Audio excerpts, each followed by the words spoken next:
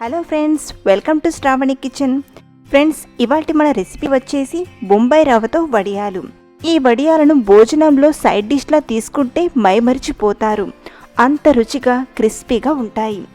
ఒక్కసారి ప్రిపేర్ చేసి పెట్టుకుంటే సంవత్సరం వరకు నిలువుంటాయి. ముందుగా రవ్వ వడియాలు చేయడానికి గ్యాస్ ఆన్ చేసి ఇలాంటి ఒక పెద్ద సైజ్ గిన్నెను తీసుకోండి. ఇందులోకి మీరు ఏ కప్పుతో అయితే బొంబాయి రవ్వను తీసుకుంటున్నారో అదే కప్పుతో 7 కప్పుల వాటర్ని తీసుకోండి. ఇక్కడ నేను 1 గ్లాస్ రవ్వకి 7 గ్లాసుల వాటర్ని ఇలా కొలిచి లెక్కేసి తీసుకోండి. కాస్త వాటర్ ఎక్కువైనా పర్లేదు, కానీ తగ్గితేనే ప్రాబ్లం. ఇందులోనే 1 టీ స్పూన్ జీలకర్ర, 1/2 టీ స్పూన్ వాము అంటే ఓమను తీసుకోండి. అలాగే రుచికి సరిపడా సాల్ట్ను కూడా తీసుకోండి. 1 గ్లాస్ రవ్వకి 1.5 టీ స్పూన్ సాల్ట్ని యాడ్ చేస్తున్నాను. ఇలా మీ టేస్ట్ని బట్టి సాల్ట్ని యాడ్ చేయండి. ఇప్పుడు ఈ వాటర్ని బాగా వేడవనిద్దాం. చూడండి, వాటర్ వేడయ్యాయి. మరో 1 నిమిషంలో వాటర్ బాయిల్ అవ్వడం స్టార్ట్ అయిపోతుంది. ఇదే టైంలో బొంబాయి రవ్వను ఒక చేత్తో వేస్తూ మరో చేత్తో మిక్స్ చేయండి.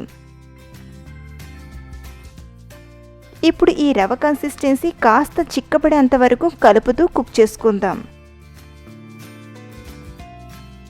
చూడండి, ఇలా కొంచెం చిక్కబడగానే గ్యాస్ ఆఫ్ చేయండి. ఇది చల్లారేసరికి మరి కాస్త దగ్గర పడుతుంది. ఈ పిండి వేడివేడిగా ఉన్నప్పుడే ఇలా శుభ్రమైన కాటన్ క్లాత్ పైన వడియాల్లా వేసుకుందాం. ఇలా గరిటెతో తిప్పుతూ రౌండ్గా వడియాల్లా వేసుకోండి. అలాగే మరీ పలచగా కాకుండా కాస్త మందంగానే అంటే తిక్కగానే వడియాలను పెట్టుకోండి. ఇవి డ్రై అయ్యేసరికి పలచగా అయిపోతాయి. ఇలాగే పిండి మొత్తం వడియాల్లా వేసుకోండి. మీరు కావాలంటే ప్లాస్టిక్ కవర్స్ పైన కూడా వడియాల్లా పెట్టుకోవచ్చు. ఇక్కడ మనం వేడివేడి రవ్వ పిండితో వడియాలను పెట్టుకుంటున్నాం కాబట్టి ప్లాస్టిక్ అయితే అంత మంచిది కాదు, కాబట్టి నేనిక్కడ క్లాత్ పైన వేస్తున్నాను. మీరు కూడా క్లాత్ పైనే వడియాలను పెట్టుకోవడానికి ట్రై చేయండి. చూడండి, మన రవ్వ వడియాలన్నీ బాగా ఎండిపోయాయి. ఇలా బాగా ఎండిన తర్వాత వెనక భాగం నుండి వాటర్తో తడిపి వడియాలను తీసుకోండి. ఈజీగా వచ్చేస్తాయి. ఇలా కాస్త క్లాత్ని తడిపి తీయడం వలన వడియాలు ఈజీగా వచ్చేస్తాయి. క్లాత్ నుండి తీసిన వడియాలను మరొక రోజు మొత్తం ఎండలో ఎండబెడితే డ్రైగా అయిపోతాయి. మొత్తం మనకు ఈ వడియాలు ఎండలో ఎండడానికి 2 నుండి 3 రోజులు పడుతుంది. చూడండి, వడియాలన్నీ బాగా ఎండి డ్రైగా అయిపోయాయి.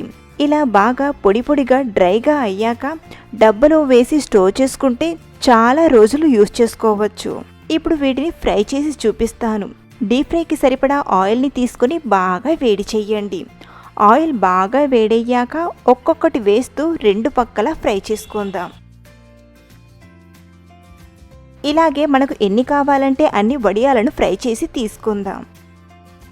ఇవి ఫ్రై అయ్యాక ఇలా డబల్ సైజులోకి వచ్చేస్తాయి. ఇవి చాలా క్రిస్పీగా కరకరలాడుతూ ఉన్నాయి. పిల్లలకు వీటిని స్నాక్లా కూడా ఫ్రై చేసి పెట్టొచ్చు. చాలా ఎంజాయ్ చేస్తూ తినేస్తారు. ఎంత క్రిస్పీగా ఉన్నాయో, అంతకంటే టేస్టీగా చాలా బాగున్నాయి. ఈ సమ్మర్లో వీటిని మీరు కూడా తప్పకుండా ట్రై చేయండి. ఈ టేస్ట్ మీకు కూడా నచ్చుతాయి. సో ఫ్రెండ్స్, ఈ రెసిపీ మీకు నచ్చిందా? అయితే ఈ సమ్మర్లో తప్పకుండా ట్రై చేయండి. అలాగే మీకు ఎలా కుదిరాయో కామెంట్ చేసి చెప్పగలరు. మరిన్ని టేస్టీ అండ్ వెరైటీ రెసిపీస్ కోసం మన శ్రావణి కిచెన్ ఛానల్ని సబ్స్క్రైబ్ చేసుకోండి. Thank you for watching.